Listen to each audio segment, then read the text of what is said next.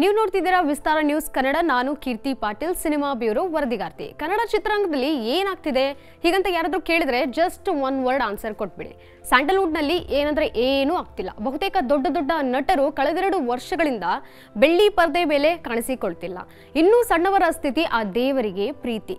ಇದೇ ಸ್ಥಿತಿನೇ ಏನಾದರೂ ಕಂಟಿನ್ಯೂ ಆದರೆ ಖಂಡಿತ ಕನ್ನಡ ಚಿತ್ರರಂಗಕ್ಕೆ ಮುಂದೆ ಎದುರಾಗಲಿದೆ ಮಹಾ ಸಂಕಷ್ಟ.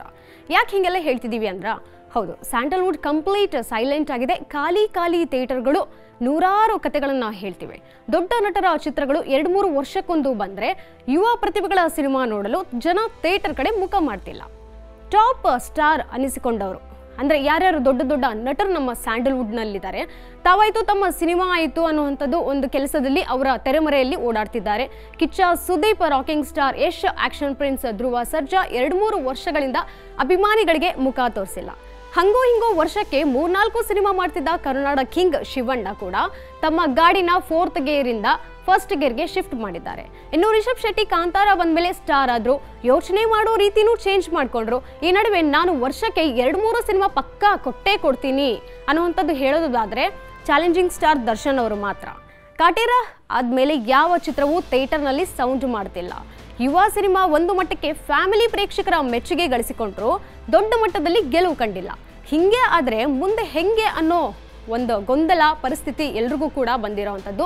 ಇನ್ನು ಡಿವೋರ್ಸ್ ವಿಚಾರಕ್ಕೆ ಬರೋದಾದರೆ ದರ್ಶನ್ ಅವರಿಗೂ ಸ್ಯಾಂಡಲ್ವುಡ್ನ ಸದ್ಯದ ಸ್ಥಿತಿಗತಿ ಬಗ್ಗೆ ಅರಿವಿದೆ. ಥಿಯೇಟರ್ಗಳು ಮುಚ್ತಾ ಇರೋ ಬಗ್ಗೆಯೂ ಒಳಗೆ ಆತಂಕವೂ ಇದೆ.